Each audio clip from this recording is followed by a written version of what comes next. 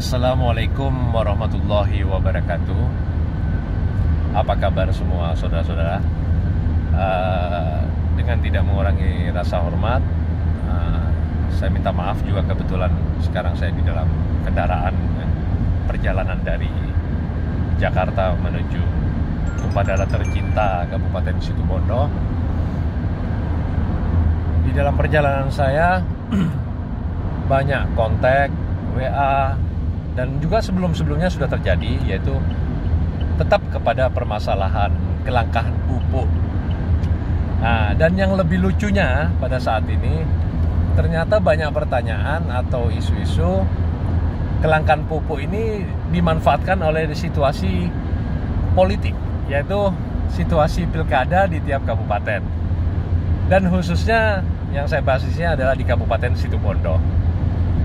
Ada calon atau politis mengatakan bahwa ketidakberhasilan Kabupaten Situbondo dalam mengatasi permasalahan pupuk subsidi, kekurangan pupuk subsidi. Sebetulnya ini bukan isu atau kesalahan dari pemerintahan kabupaten, karena kelangkaan pupuk ini dan bisa dikatakan sudah hampir tidak ada pupuk lagi, ya kan? Sangat jarang sekali dan susah sekali. Itu dikarenakan apa penyebabnya? Nah, itu yang harus kita ketahui. Jadi seharusnya isu ini sebelum disampaikan dan dilontarkan oleh pemimpin atau calon-calon pemimpin ke depan, itu harus dipelajari dulu, ya kan?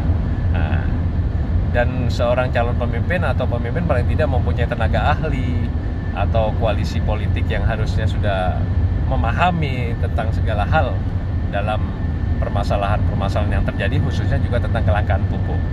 Jadi perlu diperjelas kembali, hampir 2 bulan lalu saya sudah menerima aspirasi masalah kelangkaan pupuk itu dan melakukan kunjungan reses bersama di Kabupaten Bondowoso yang mengundang perwakilan dari Kabupaten Situbondo, Banyuwangi, baik dari agen distributor pupuk dan juga dari kemitraan kami, yaitu Pupuk Indonesia melalui Petro Kimia Gresik dan juga Pupuk Kaltim. Di situ kita membahas bersama hal-hal yang terjadi, permasalahan. Kalau tentang kelangkaan pupuk sudah jelas. Jadi pupuk di 2018, saya perjalanan 2018 dulu ya, sampai ke 2019, sampai ke 2020 itu mengalami pengurangan APBN tentang pupuk subsidi. Dari pusat sudah. 2019 ya, 2019 itu anggaran pupuk bersubsidi itu sekitar 29 sekian triliun. Lalu di 2020 ini turun menjadi sekitar 26 sekian triliun. Dikarenakan apa? Hampir seluruh anggaran APBN di kementerian itu memang mengalami pengurangan. Itu untuk penanggulangan COVID. Nah, itu yang pasti harus diketahui. Dan ini dirasakan kekurangan pupuk itu di hampir seluruh Indonesia, bukan hanya di Kabupaten Situbondo. Nah, itu sudah kami sampaikan dan Anda semuanya, teman-teman, saudara-saudara, saya yakin sudah bisa menggoogle, melihat di medsos tentang permasalahan-permasalahan pupuk, kelangkaannya kenapa dan bagaimana.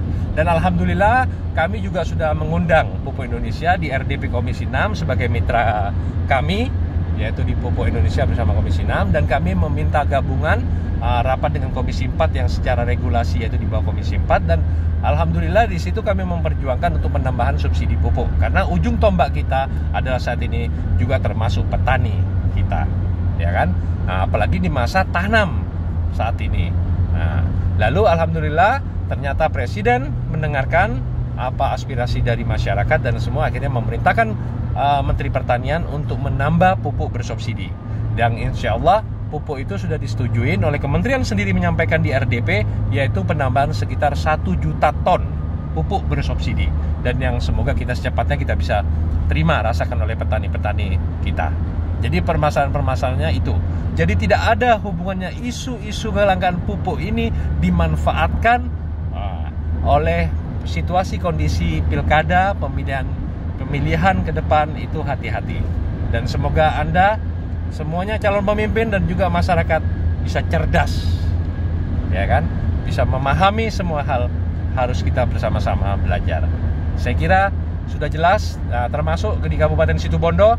Kalau nggak salah kebutuhan pupuk bersubsidi hampir 40 sekian ton. Kemarin hanya menerima di 2020 sekitar 20 sekian ton. Begitu pula Bondowoso yang sebelumnya di 2019 sekitar kalau nggak salah 36 atau 37 ton sekian, di 2020 hanya menerima sekitar 20 sekian ton. Nah, itu wajar. Dan begitu pula di seluruh kabupaten yang mungkin kalau saya sebutkan satu persatu tidak selesai dalam waktu sesingkat ini. Nah, saya kira itu, semoga calon pemimpin kita ke depan dan masyarakat kita juga semuanya cerdas, bersama memajukan daerah dan mencerdaskan umat yang berakhlak. Wallahul muwaffiq ila aqwamit thoriq. Wassalamualaikum warahmatullahi wabarakatuh.